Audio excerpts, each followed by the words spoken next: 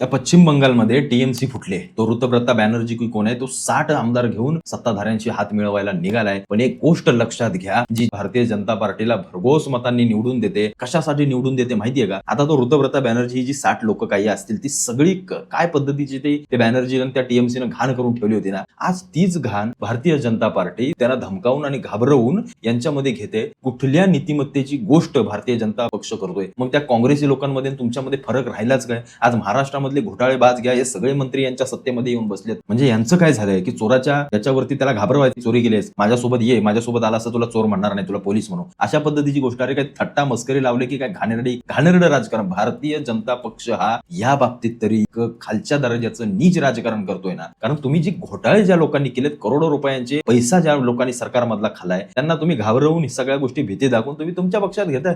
तुम्ही पण घोटाळेबाज झाला ना शेवटी. आज महाराष्ट्रामध्ये घ्या ना, आज ही विधान परिषदेचं निवडणूक घ्या. हे सांगतायत भारतीय जनता पक्ष की आम्ही घराणेशाही या सगळ्या गोष्टी मानत नाही किंवा बंद करतो. अरे बघा त्या खालच्या नेत्यांना. आज त्या तटकरेंचं घ्या, ते आदिती तटकरे मंत्री, ते तटकरे दुसरे आपले खासदार आहेत ते मंत्री. आता पोराला विधान परिषदेचं तिकीट दिले. एका घरात 4-4, 5-5, 6-6 जण, आणि तुम्ही भाषा करताय भारतीय जनता पार्टीवाल्यांनो, घराणेशाहीची भाषा करताय तुम्ही. तुम्हाला शोभत नाही हे. आज ते टीएमसी तुम्ही फोडली, तारी जी घाण लोक होती इतकी वर्ष, ज्यांनी या बंगालला पूर्णपणे ओरबाडून खाल्लं, त्याच लोकांना तुम्ही तुमच्या सोबत घेताय. अरे काय मग त्या मतदान केलेल्या त्या सामान्य माणूस विचार करेल, चार याच्या विरोधात मतदान केलं, तर आज भाजपचा गमछा घालून आमच्या कार्यक्रमात आम्हाला भेटायला आला, त्याला लाज वाटेल तिच्या आईला कोणाला मतदान केलं आपण. हेच चालू आहे या महाराष्ट्रामध्ये, हेच चालू आहे या देशभरामध्ये. भारतीय जनता पार्टी सरकार जर चांगला पक्ष तुम्ही स्वतःला म्हणवताय आणि काँग्रेसला तुम्ही शिव्या घालताय की हा असं काँग्रेस आहे, मग तुम्ही त्या पद्धतीनं वागा. आणि तुम्ही जर वागाल तर येणाऱ्या काळामध्ये लोक तुम्हाला सत्ता देतील, अन्यथा लोक तुमच्यावरती रोष निश्चित काढतील, एवढं लक्षात ठेवा. कारण तुम्ही त्याच काँग्रेसच्या पावलावर पाऊल ठेवून चाललाय.